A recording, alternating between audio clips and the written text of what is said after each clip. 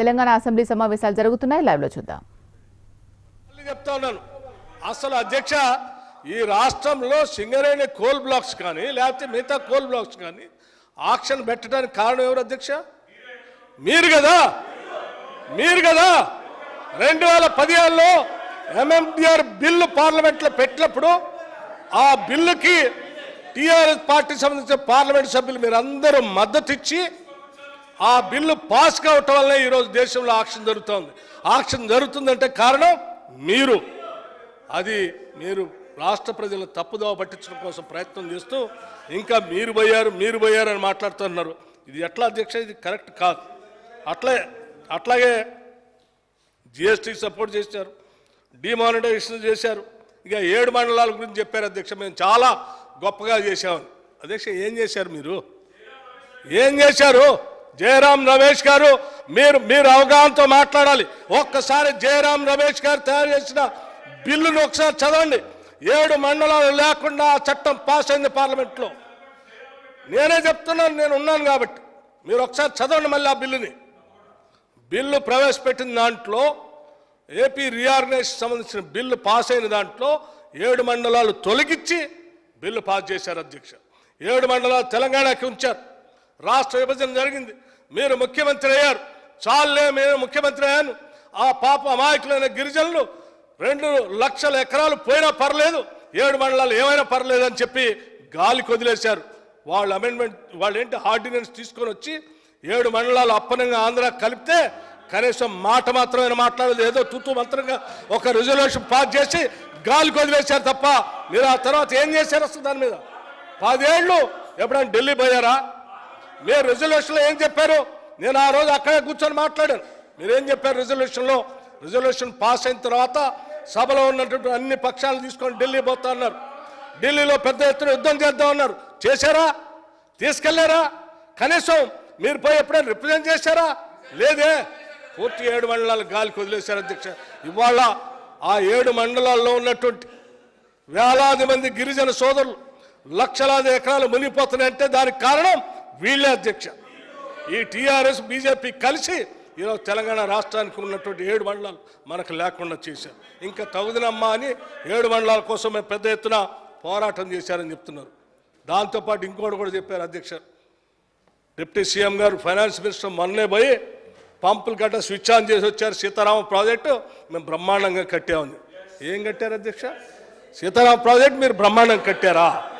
అరే సీతారామ ప్రాజెక్ట్ కంటే ముందున్నటువంటి ఇందిరా సాగర్, రాజీవ్ సాగర్ కేవలం 1400 కోట్లతో అయిపోయి 1450 కోట్లతో అయ్యేటువంటి ప్రాజెక్ట్ని రీడిజైన్ చేసి 20,000 కోట్లకు పెంచి ఇప్పటికే 7 నుంచి 8,000 కోట్ల రూపాయలు ఖర్చు పెట్టి ఒక్క ఎకరానికి కూడా నీళ్ళు లేకుండా అన్యాయంగా ఖర్చు అవుతా ఉంటే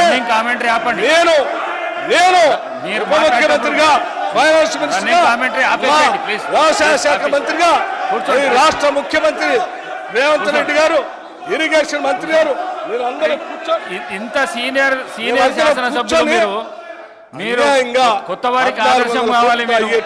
మీరే రన్నింగ్ కామెంటరీ చేసి 20,000 కోట్లు పెంచారు. అందరికి ఆదర్శం కావాలి కేటీఆర్ గారు. మీరు ఇప్పటికే రన్నింగ్ కామెంటరీ మీరే చేస్తే వాళ్ళేమనాలి?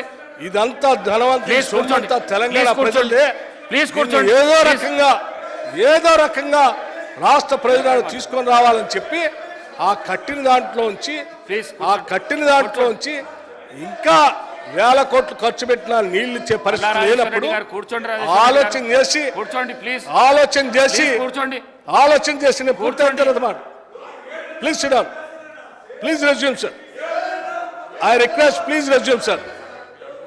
అధ్యక్ష, మేము ఆలోచన చేసి ముఖ్యమంత్రి గారు భద్రాచలం వచ్చిన తర్వాత అక్కడ కూర్చొని ఆ ఖమ్మం జిల్లాలో ఉన్నటువంటి ఇరిగేషన్ ప్రాజెక్టులు రివ్యూ చేసి ఇన్ని 1,000 కోట్లు ఖర్చు పెట్టామే, ప్రజాధనం దుర్వినియోగం అయిపోతుంది, దీంట్లోంచి ఎంతో కొంత ప్రయోజనం వచ్చేటట్టుగా చూడండి అని చెప్పి అందుబాటులో ఉన్నటువంటి ఆలోచనలన్నింటినీ తీసుకొని కేవలం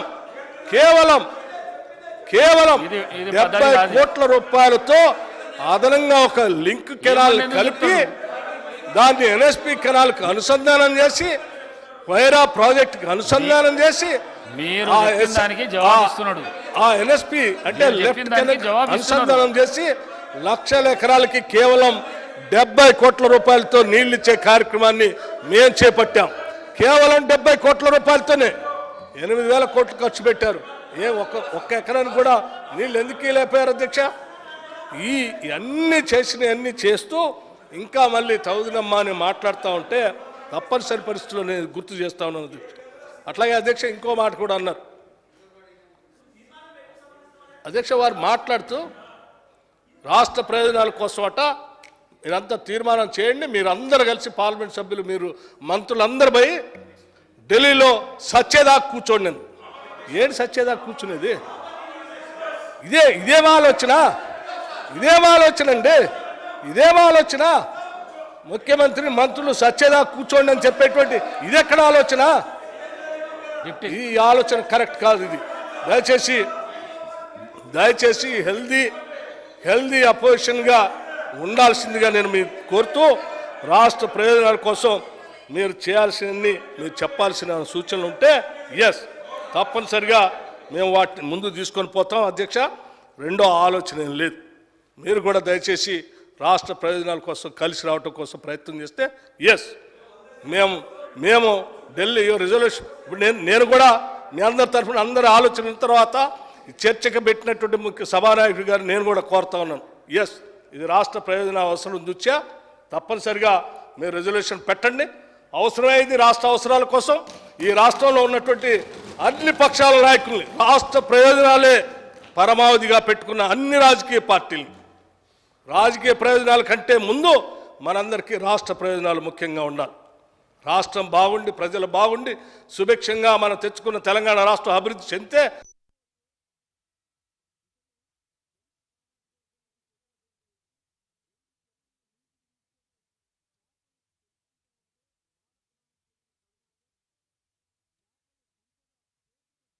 ప్రయోజనాలు పక్కన పెట్టి ప్రభుత్వంతో కలిసి రండి. ఎందుకు నిధులు రావో, ఏ రకంగా నిధులు రావో అవసరమైతే వారిని పోదాం. మేమేమి వారిని బెదిరించట్లే. ఈ దేశానికి ప్రధానమంత్రి వారు, ఈ దేశానికి ప్రభుత్వం, అది ఈ దేశంలో భాగం. మేము ఈ రాష్ట్ర వాటాగా ప్రధానమంత్రిని కలుద్దాం, గౌరవంగా అడుగుదాం. మేమేమి ఇంకో సభ్యులు మాట్లాడితే ఏదో విషయం దింపుతున్నాం. మేము విషయం దిమ్మట్లేదు. మేము అడుగుతున్నాము ఈ రాష్ట్రానికి రావాల్సిన వాటా గురించి. గౌరవంగానే తీర్మానం చేద్దాం, గౌరవంగా అందరం కలుద్దాం, అందరం పోదాం, అడుగుదామని చెప్పి వారికి చెప్తూ మీకు కూడా నేను విజ్ఞప్తి చేస్తా ఉన్నాను టీఆర్ఎస్ నాయకత్వానికి. దయచేసి ఇటువంటి అంశాలు ఎప్పుడు వచ్చినా పాజిటివ్గా స్పందించండి. మేము అత్యంత డెమోక్రటిక్గా ఉన్నాం. ప్రధాన ప్రతిపక్ష పార్టీగా మేము గౌరవించడానికి సిద్ధంగా ఉన్నాం. ఎందుకంటే గవర్నమెంట్ ఉండాలి, అపోజిషన్ ఉండాలి. మేము ట్రూ డెమోక్రట్స్. కాంగ్రెస్ పార్టీ ప్రజాస్వామ్యాన్ని అత్యంత బాధ్యతాయుతంగా నమ్ముతుంది, ఆచరిస్తుంది కూడా. ఆ రకంగానే మీకు కూడా మేము గౌరవం ఇస్తాం. ఇది మీ ద్వారా సభలో ఉన్నటువంటి పెద్దలందరికీ నేను తెలియజేస్తా ఉన్నాను అధ్యక్ష. వారితో పాటుగా మహేశ్వర్ రెడ్డి గారు మాట్లాడారు. మహేశ్వర్ రెడ్డి గారు బీజేపీ ఫ్లోర్ లీడర్, గౌరవ సీనియర్ శాసనసభ్యులు. ఈ రాష్ట్ర విభజన జరిగినప్పుడు ఆ విభజనలో ఈ రాష్ట్రానికి ఏ అంశాలు వాటాగా వస్తే బాగుంటాయో మాతో పాటు వారు కూడా ఉండి అవన్నీ ఉండాలని గట్టిగా వాదించినటువంటి గౌరవ శాసనసభ్యుడు వారు. నేను అనుకున్నాను ఈరోజు తప్పనిసరిగా రాష్ట్ర ప్రభుత్వం చేపట్టినటువంటి అంశం భారతీయ జనతా పార్టీ సంబంధించినటువంటి ఫ్లోర్ లీడర్గా నా వంతు నేను ప్రయత్నం చేస్తాను, కేంద్ర ప్రభుత్వ దృష్టికి తీసుకెళ్తానని చెప్పి వారు చెప్తారేమో, మన అందరికీ మద్దతు ఇస్తారేమో అని ఆశించాం. కానీ వారు మొదలుపెట్టిన దగ్గర నుంచి ఒకటే మాట్లాడారు. మీరు విషయం నింపుతా ఉన్నారు, రాష్ట్ర ప్రయోజనాల గురించి మాట్లాడలేదు. దేశంలో అక్కడిచ్చి ఆంధ్ర ఇచ్చిన వాళ్ళకి ఇచ్చినందుకు మీకెందుకు బాధ, లేకపోతే బీహార్ ఇచ్చిన వాళ్ళు మీకెందుకు బాధ? మాకు ఎవరికి ఇచ్చినా మాకేం బాధ లేదు అధ్యక్ష. అందరికీ ఇవ్వండి, మాకెందుకు ఇవ్వలేదనే బాధ. మాకు కూడా ఇవ్వండి వాళ్ళతో పాటు. అదే మేము అడిగేది. ముఖ్యంగా మాకు ఇంకా ఎక్కువ రావాలి వాళ్ళకంటే, అవి ఎక్కువగా ఇవ్వండి అని అడుగుతా ఉన్నాను. వారికి నేను కూడా ప్రత్యేకంగా వారికి విజ్ఞప్తి చేస్తా ఉన్నాను అధ్యక్ష. రాష్ట్ర ప్రయోజనాలు పరమావధిగా పెట్టుకొని మీరు ఏకగ్రీవ తీర్మానం చేసేదానికి మీరు కూడా ముందుకొచ్చి తీసుకొని పోవాలని చెప్తా ఉన్నాను అధ్యక్ష. అట్లాగే వారు ఇంకో మాట కూడా అన్నారు, మీరు చాలా అడుగుతూ ఉన్నారు కానీ ఏమడిగారు ఒట్టొట్టిగా అడిగి వస్తున్నారు. ఏమడగలేదు అధ్యక్ష.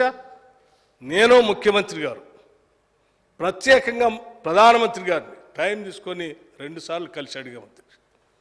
మిగతా మంత్రులు కూడా అమిత్ షా గారిని కలిసాం, మిగతా పెట్రోలియం మంత్రి గారిని కలిసాం, లేకపోతే వాటర్ రిసోర్సెస్ మంత్రి గారిని కలిసాం, ఇతరత్ర మంత్రులు అందరినీ కలిసాం. కలిసిన ప్రతిసారి రాష్ట్ర ప్రయోజనాల గురించే వారిని ఇచ్చాం. రాతపూర్వకంగా ఇవ్వటం కాదు. వారు ఇంకో అన్నారు, మూసీ రిజర్వేషన్ గురించి అడుగుతూ ఉన్నారు, ఏంటి ఒక పెద్ద స్కామ్ చేద్దామని. ఏం స్కామ్ చేస్తామని? మూసీ రిజర్వేషన్ అంటే మేము అడిగింది ఏంటి? హైదరాబాద్ నగరంలో ఒక పెద్ద మణిహారం లాగా మధ్య నుంచి పారుతూ ఉంది. దశాబ్దాలుగా ఉన్నటువంటి కాలుష్యం వల్ల అది కలుషితం అయిపోయింది. దాన్ని బాగు చేసుకొని హైదరాబాద్ నగరానికి ఒక అద్భుతమైనటువంటి ఒక కార్యక్రమాన్ని అందిస్తే హైదరాబాద్ నగరం గ్లోబల్ సిటీగా పెరిగినటువంటి కార్యక్రమంలో ఇంటర్నేషనల్గా మంచి పేరు వస్తుంది. హైదరాబాద్ నగరంలో ఓల్డ్ సిటీ కానీ న్యూ సిటీలో ఉన్నటువంటి వాళ్ళకి కానీ మంచి ఆహ్లాదకరమైన వాతావరణంతో పాటు రిక్రియేషన్ సెంటర్స్తో పాటు అక్కడ పెద్ద బిజినెస్ యాక్టివిటీ కూడా డెవలప్ చేయడానికి అవకాశం ఉంది. తద్వారా రాష్ట్రానికి ఆదాయం కూడా పెంచుకోవచ్చు అన్నటువంటి ఆలోచనతో ఓ ప్రపోజల్ ఇచ్చాం. ఆ ప్రపోజల్ ఎటువంటిది? మీరు సాబర్మతి దగ్గర చేసినటువంటి ప్రపోజల్, గంగా నది శుద్ధి కోసం చేసినటువంటిది, లేకపోతే ఆడ లండన్లో ఉన్నటువంటి థేమ్స్ నది పక్కన ఉన్నటువంటి వెస్ట్ మినిస్టర్ పార్లమెంటు పక్కనే ఉండి ఎట్లా అయితే ప్రపంచవ్యాప్తంగా పర్యాటకుల్ని ఆకర్షిస్తుందో ఆ స్థాయిలో హైదరాబాద్లో ఉన్నటువంటి మూసీ నదిని బాగా అభివృద్ధి చేయాలనేటువంటి ఆలోచనతో రాష్ట్ర ముఖ్యమంత్రి గారు వచ్చిన దగ్గర నుంచి దాన్ని ప్రయారిటీగా పెట్టుకొని ముందుకు పోతా ఉన్నారు. దానికి కావాల్సినటువంటి డీటెయిల్స్ మీరు ఇవ్వలేదు. ఎస్, ఏమి ఇవ్వలేదు అధ్యక్ష, నా దగ్గర ఉంది ఇప్పుడు కాపీ. డిపిఆర్తో సహా వారికి సబ్మిట్ చేశాం అధ్యక్ష. డిపిఆర్తో సహా అధ్యక్ష, మీకు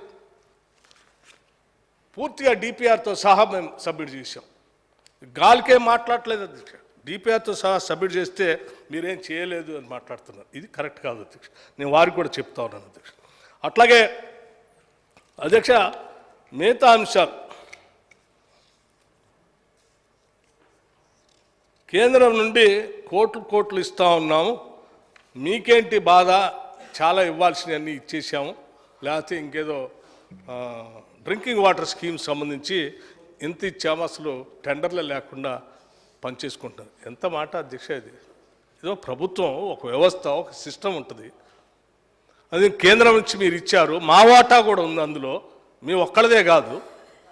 చాలా స్పష్టంగా ట్రాన్స్పరెంట్గా టెండర్స్ పిలిచి ఆ టెండర్స్ ద్వారా జరిగేటువంటి కార్యక్రమాన్ని అట్లా బ్లేటెంట్గా బ్లాంకెట్గా సభలో, నిండు సభలో ఆ రకంగా మాట్లాడటం కరెక్ట్ కాదని నేను భావిస్తూ ఉన్నాను అధ్యక్ష.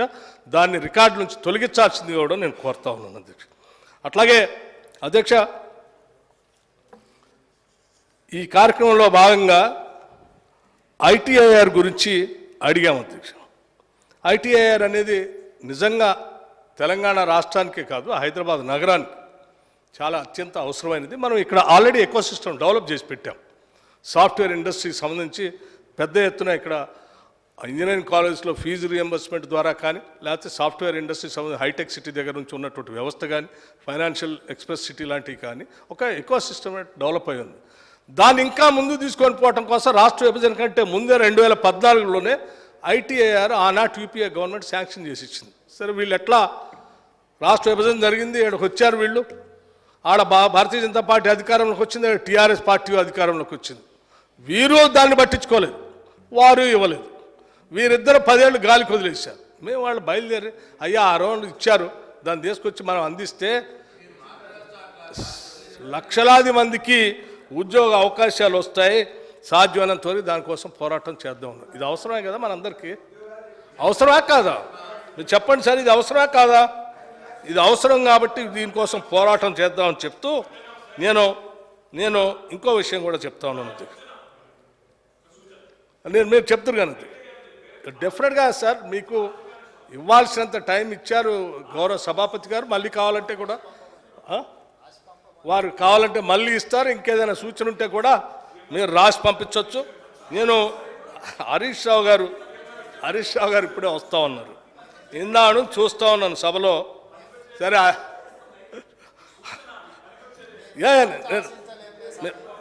హరీష్ రావు గారు సభలో నేను ఇందాను చూస్తూ ఉన్నాను, మాట్లాడే ప్రతి సభ్యుడికి చిట్టీలు అందిస్తూ ఉన్నారు అధ్యక్ష. ఇది మాట్లాడండి, అది మాట్లాడండి అధ్యక్ష. ఇది ఎక్కడ అన్యాయము?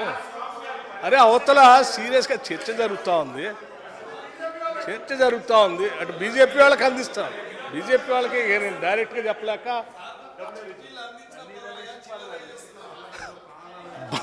బీజేపీ వాళ్ళకి చిట్టీలు అందిస్తూ ఉన్నారు అధ్యక్ష. అందిస్తూ ఉంటే సరే మా ఇద్దరం అంటే సరే, వారు సీఎం నేను డిప్యూటీ సీఎం నాకు అందించిన అర్థం ఉంది. మీరేం బీఆర్ఎస్ వారేం బీజేపీ, ఎట్లా అది దానికి పొంతలే కుదరట్లేదు.